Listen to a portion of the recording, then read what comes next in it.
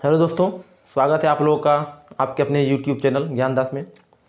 तो दोस्तों, जैसा कि हम प्रॉफिट लॉस कर रहे थे, जिसमें हमने 2 लेक्चर ऑलरेडी कर लिया है पीछे, तो आपने अगर नहीं देखा है तो ज़रूर जाकर उसे देख लीजिएगा।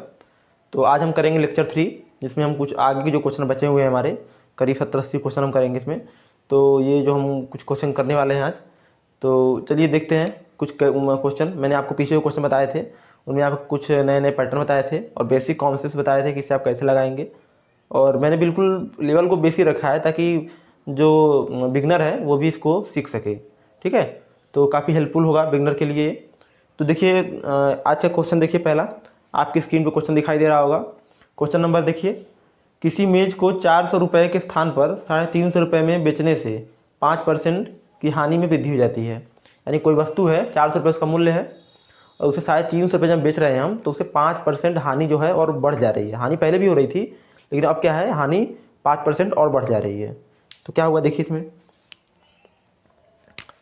पहले बेचते थे हम कितने का, पहले हम बेचते थे 400 रुपये का, तो जो भी हानि होता था हमें नहीं पता।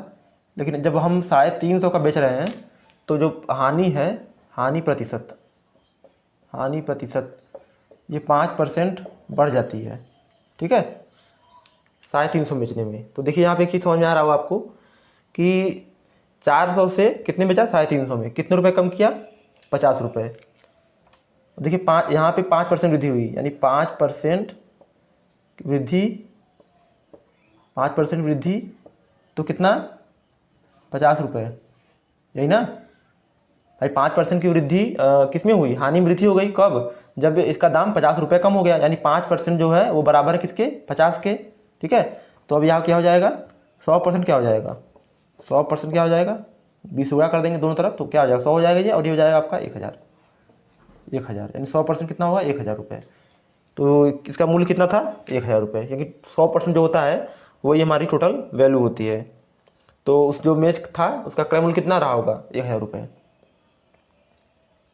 ठीक है, तो इस तरह से ये क्वेश्चन किए जाते हैं।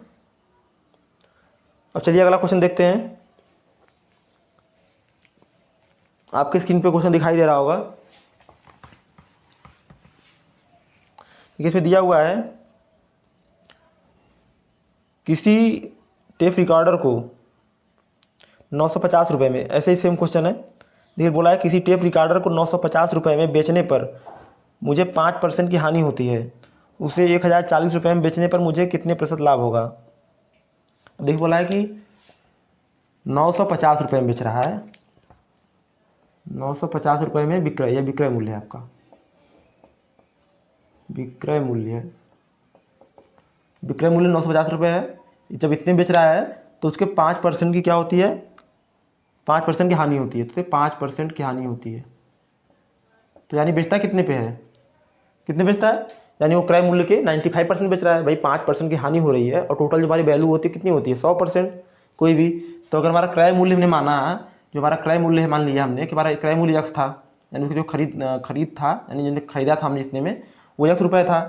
तो चूँकि 5% हानि हो रहा है ना, 5% हानि पर बेच रहा है, तो हानि और लाभ हमेशा क्रय मूल्य पे होता है। तो 5% की हानि हो रही है, यानी कितने बिका, तो यक्स का 95 पे, तो यक्स का 95/100, बराबर क्या हो जाएगा, जितने बिका 950। अब देखिए 95 से गया 10 बार, यक्स और क्या आ गया, 1000, क्या आ गया, ये क्रय मूल्य, क्रय मूल्य आपका कितना आ गया, 1000। अब यहाँ आप देखिए 1000 रुपये इसका क्रय मूल्य था, और 950 रुपये में बेच रहा था, तो आप देखेंगे 5% की हानि हो रही है, यानी आपका आंसर सेटिस्फाइड है। तो इस तरह से ये क्वेश्चन किए जाते हैं। ऐसे कुछ क्वेश्चन और हम करेंगे आगे, और ये क्वेश्चन आपको जब भी एग्जाम मिले, बस आपको यही सब मेथड याद रखना है, तुरंत इसी प्रकार आपको कर देना है। यानी जितना का हानि बोले उतना क्रय मूल्य में कम करके 100 में से उसको बराबर कर देंगे, आकि आपका आंसर आ जाएगा। अब देखिए अगला क्वेश्चन है, किसी वस्तु को 72 रुपये में बेचने पर 10% की हानि होती है। अब देखिए विक्रय मूल्य नहीं, सेलिंग प्राइस होता है, SP 72 रुपये में बेचा, तो कितने की हानि होती है, तो बोला 10% की हानि होती है। हानि कितनी की होती है, 10% की। तो यानी बिका कितने का, तो कितने बिका, क्रय मूल्य का 90% पे बिका, तभी तो हानि हो रही है ना, 10% कम पे बिका। तो हमारा क्रय मूल्य, अगर क्रय मूल्य जैसा कि मानते हैं, मान लिया हमारा क्रय मूल्य यक्स था, ठीक है, 10% हानि हुई है, यानी कितनी बिका यक्स का 90/100, ठीक है। क्रय मूल्य हमारा यक्स, ये हमारा यक्स क्रय मूल्य है, तो जो क्रय मूल्य है उसका 90% बिका, जो कि वैल्यू कितनी है 72 रुपये। तो यहाँ से आपको क्या मिल जाएगा, यहाँ मिल जाएगा आपको क्रय मूल्य ना, यक्स की वैल्यू 0 और 9 से गए 8 बार, 9 8 72 और दाम में सी, यक्स और कितना आया 80। देखिए तो पूछा क्या है,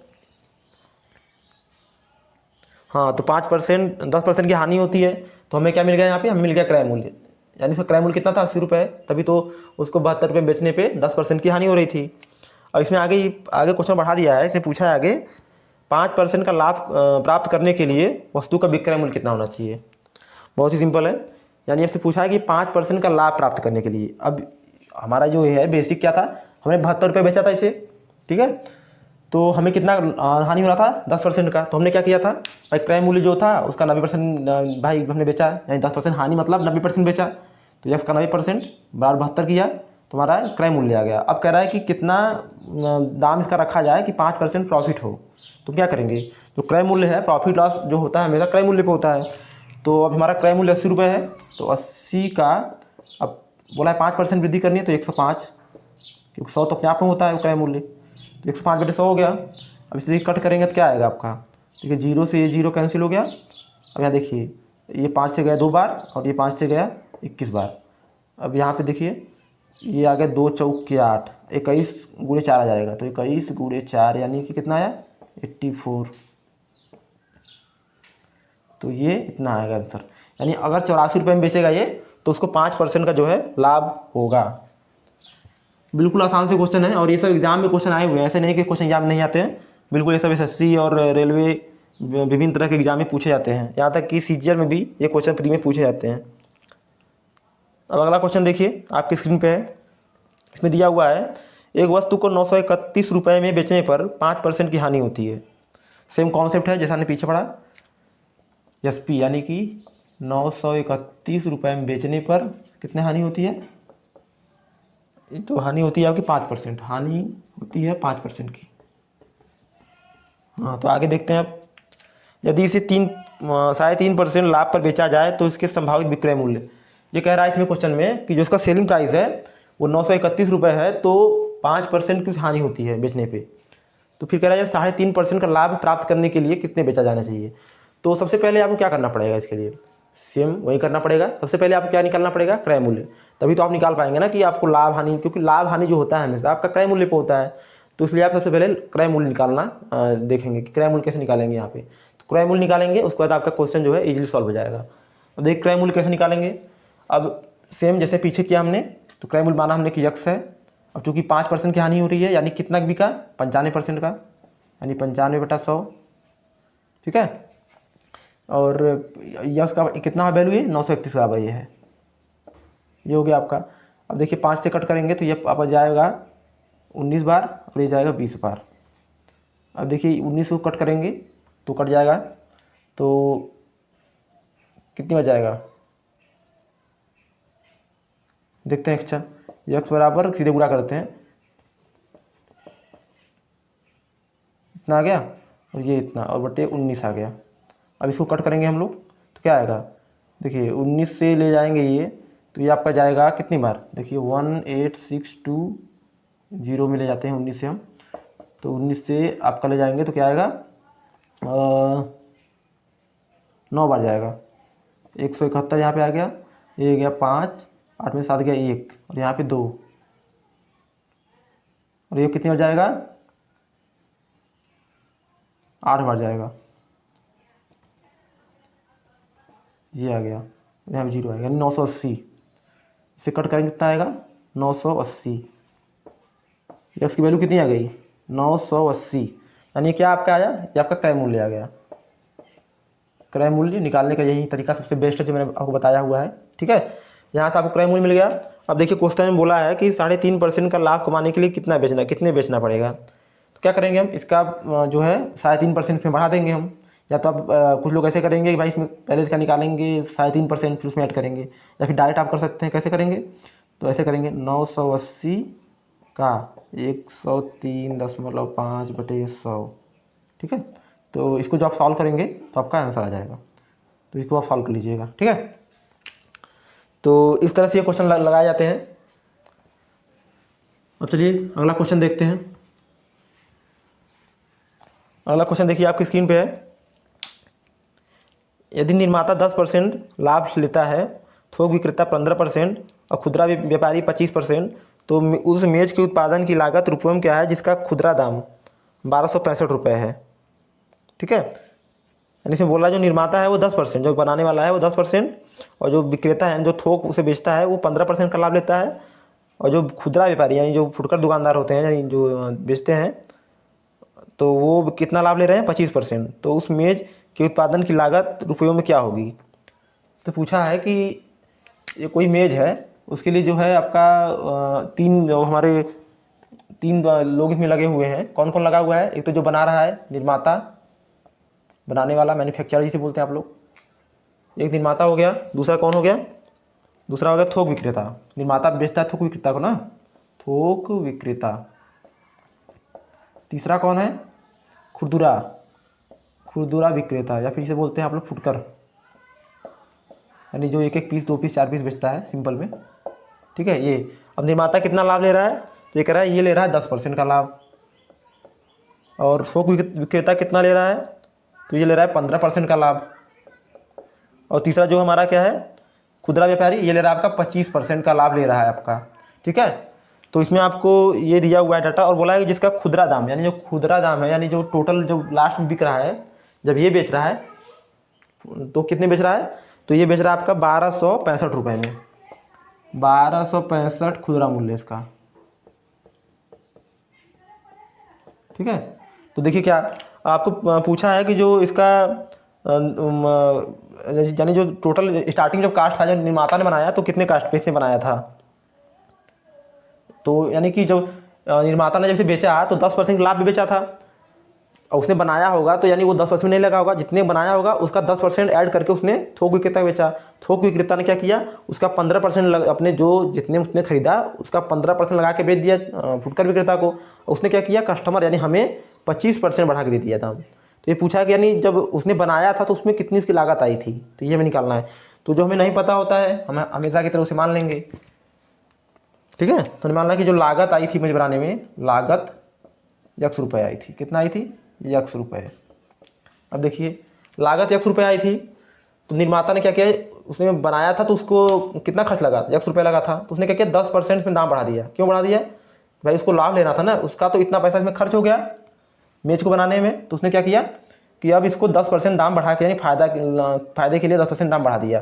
तो कितना दाम हो गया इसका, देखिए निर्माता, तो ये आपका हो जाएगा X गुणे 110/100। अब इतने में कौन बेच रहा है, निर्माता बेच रहा है, किसको, थोक विक्रेता को, ठीक है। ये इतने मिला। अब थोक विक्रेता इतने में पाया, यही ना इसको मिला है, निर्माता ने 10% बढ़ा के 10% भी दिया इसको थोक विक्रेता को। अब थोक विक्रेता इतने में पाया, अब थोक विक्रेता ने क्या किया 15% बढ़ा दिया। तो क्या करेंगे, अब इसका है ना, इसका 15% गुणे 115/100।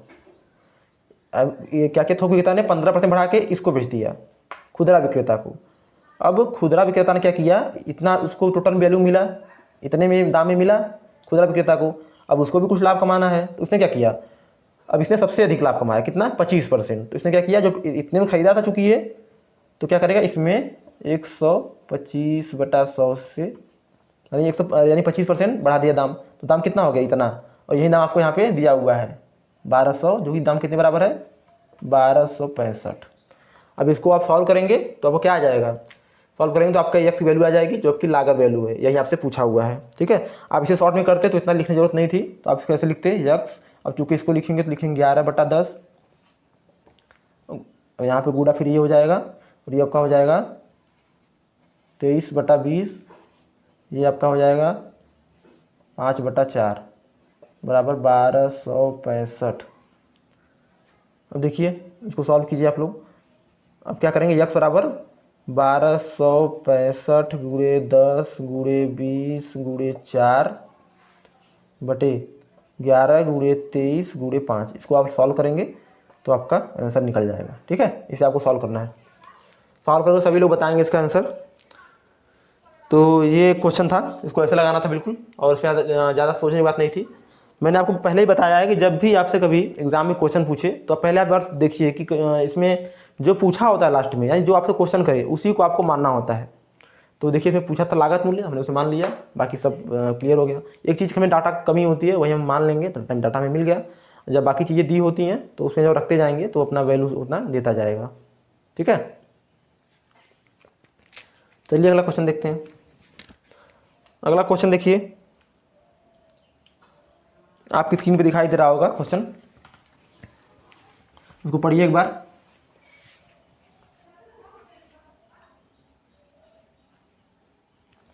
देखिए ये क्वेश्चन है,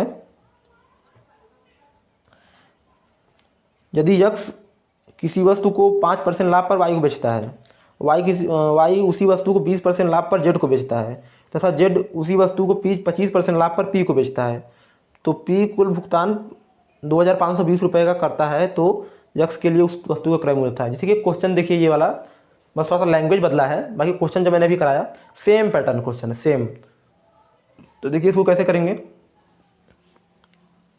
अब देखिए इसमें दिया हुआ है जो पी ने जो कुल भुगतान किया कितना किया है 2520। पी ने भुगतान किया, पी ने भुगतान कितना किया है 2520 रुपये का भुगतान किया है पी ने, ये आपको दिया हुआ है। अब पूछा यक्स के लिए उस वस्तु का क्रय मूल्य क्या था, तो यक्स के लिए हमें नहीं पता था, तो हमने मान लिया यक्स के लिए जो वस्तु क्रय मूल्य था वो यक्स ही मान लेते हैं। वैसे कुछ भी मान सकते हैं आप, यक्स मान लेते हैं भाई। जो यक्स के लिए वस्तु क्रय मूल्य था वो यक्स रुपये था। ठीक है, तो अब देखिए क्या करेंगे हम।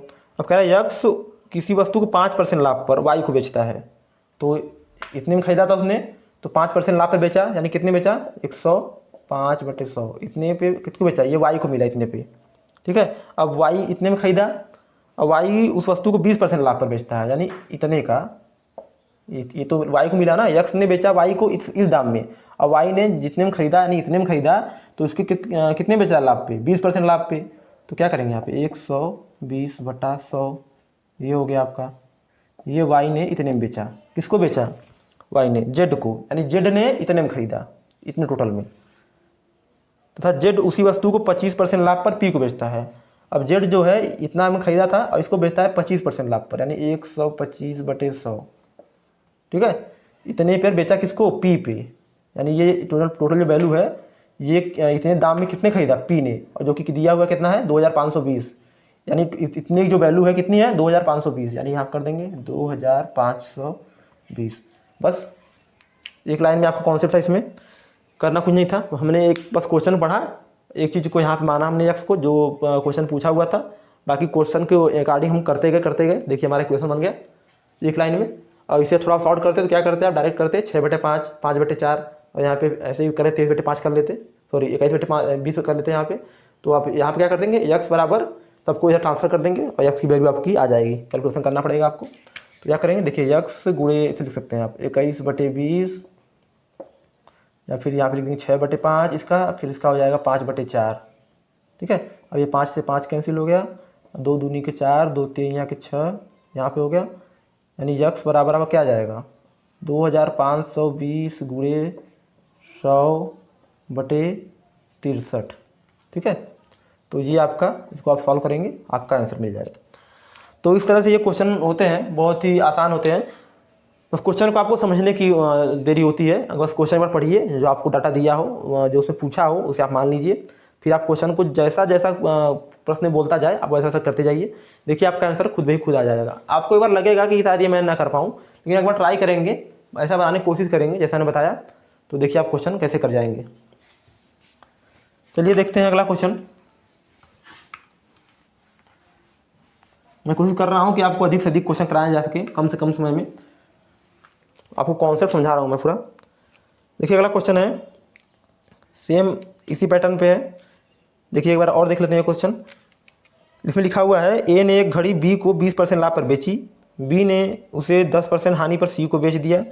यदि सी ने वह घड़ी 216 रुपये में खरीदी तो ए ने वह घड़ी कितने में बेची थी। अब देखिए इसमें लास्ट में क्या बोला है, ए ने वह घड़ी कितने रुपये में खरीदी, तो हम क्या लिख लेंगे कि माना ए ने घड़ी खरीदी कितने में, खरीदी माना कि यक्स में, अब आप लोग ये मत सोचिएगा कि हमेशा यक्स ही मानना है, मैं बस ऐसे ही मान लेता हूँ सुविधा के लिए अपने, कुछ भी मान सकते हैं आप। ठीक है, तो यक्स रुपये में खरीदी। अब क्वेश्चन पढ़ते हैं फिर से। अब देखिए डाटा क्या क्या दिया हुआ है इसमें। लास्ट में ये दिया है, लास्ट में जो सी ने जो लास्ट में खरीदा उसे, तो कितने में खरीदा? सी ने खरीदा है उसको 216 रुपये में। कितने में खरीदा है? सी ने खरीदा है, लास्ट में जो खरीदा है सी ने ना, एक ए से बी के पास गया, बी से सी के पास, तो सी ने खरीदा है इसको कितने में? 216 रुपये में। अब क्वेश्चन देखिए, अब क्वेश्चन देखिए, शुरू में बोला था आपसे कि ए ने एक घड़ी बी को 20% लाभ पर बेचा। तो ए ने मान लो हमने माना था खरीदा था 1 रुपये में, और उसने बी को बेचा कितने पे? 120% पे, यानी 120/100, या फिर से लिखेंगे 6/5। ठीक है, इतने में किसको बेचा? बी को। अब यह इतना, यानी यक्स, ये तो यक्स ने खरीदा था, अरे सॉरी, ए ने खरीदा था 1 रुपये का, और उसने बी को कितने बेचा? अपने का 120%, यानी यक्स गुणे 6/5 में, यानी इतने वैल्यू में बी को बेचा। इतना जो बी ने खरीदा इस दाम दे के, ये पैसा दे के। अब आके देखिए, बी ने उस घड़ी को 10%, यानी अब बी जब बेच रहा है तो फायदा नहीं ले रहा है, उसको घाटा हो जा रहा है। कितने का? 10%। और किसको बेच रहा है? सी को। तो अब देखिए, इतना तो ये बी ने खरीदा था, अब इसका 10% घाटा हुआ, यानी कितने बेचा? 90% पे, यानी कि 9/10। और किसको बेचा? सी को। ठीक है, और सी ने यहाँ आपको दिया हुआ है कितने में खरीदा है ये। अब सी ने इतने पैसे में खरीदा है, जो कि कितने बराबर है? 216 रुपये के। तो 216। अब इसको सॉल्व कर देंगे तो आपका एक्स वैल्यू आ जाएगी जो आपसे पूछा है, यानी कि ए ने कितने में खरीदा था ये पूछा है आपसे, तो यह निकल जाएगा। देख कैसे करेंगे। अब यक्स, अब यहाँ से 2 तिहाई 6, 2 पंजे के 10 हो जाएगा ये, और यहाँ पर जाएगा 216 गुणे 25/27। ठीक है, तो ये आपका इतना आ गया। अब इसको चाहे तो कट कर सकते हैं, 9 से काटिए, 9 त्रिक 27, 9 दूनी 18, 9 चौका 36, और 3 से गया ये 8 बार, 3/24, कितना आ गया? 25/200। यक्स की वैल्यू कितनी आ गई? 200। तो यक्स वैल्यू कितनी आ गई? 200 रुपये, यानी ए ने कितने घड़ी खरीदी थी? 200 रुपये में। ये आपका करेक्ट आंसर हो गया। तो इस तरह के क्वेश्चन आपसे अक्सर एग्जाम में पूछे जाते हैं, तो आप लोग को बिल्कुल पैनिक नहीं होना है और क्वेश्चन को आराम से अटेम्प्ट करना है, तो आप इस क्वेश्चन को कर पाएंगे। चलिए देखते हैं आज का आखिरी क्वेश्चन। देखिए दिया हुआ है 840 रुपये क्रय मूल्य वाली एक वस्तु को 10% लाभ पे बेचा गया। यानी क्रय मूल्य कितना है वस्तु का? क्रय मूल्य कह रहा है कितना है? 840। ठीक है, क्रय मूल्य कितना है? 840 रुपये। 10% के लाभ पर बेचा गया, और फिर नए खरीदार ने 5% की हानि पर बेच दिया। अब 840 रुपये की वस्तु थी, और इसे हमने बेचा कितने पे? 10% के लाभ पर बेचा। 10% के लाभ पर बेचा तो कितने का बेचा? देखिए 840 गुणे 10% मतलब 110/100, या फिर 11/10। 110/100 लिखता हूँ मैं, ये आप लोग कन्फ्यूज हो जाएंगे। ठीक है, 840 रुपये का ये इसका क्रय मूल्य था, और इसको हमने 10% लाभ पर किसी को बेच दिया। किसी ने इसको खरीदा कितने पे? इतने पे। अब जिसने इसको खरीदा इतने में, किसी ने मान ले खरीदा किसी ने भी, ठीक है, अब उसने इसको बेचा तो कितने बेचा? जब उसने बेचा इसे तो उसको 5% की हानि हो गई।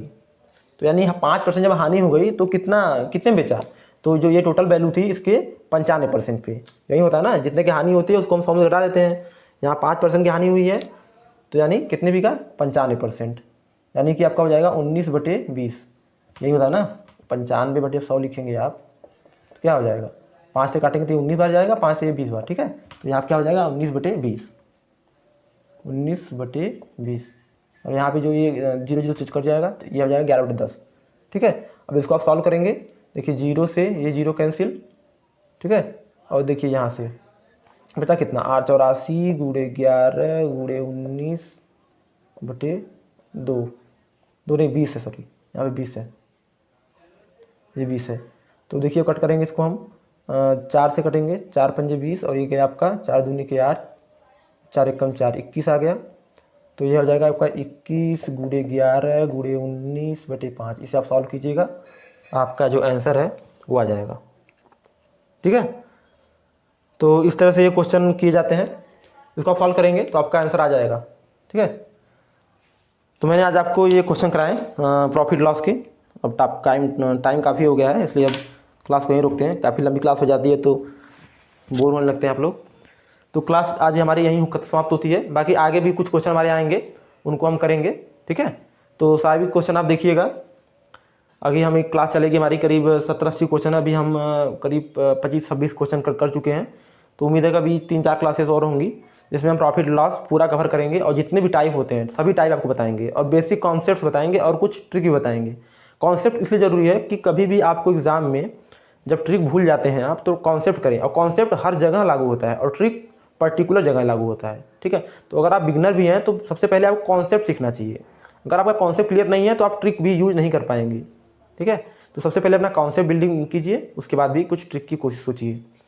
तो चलिए दोस्तों, आज के लिए बस इतना ही। आज हमारा ये सेशन यहीं समाप्त होता है। फिर मिलेंगे आपसे हम अगले लेक्चर में और इसके आगे बढ़ेंगे।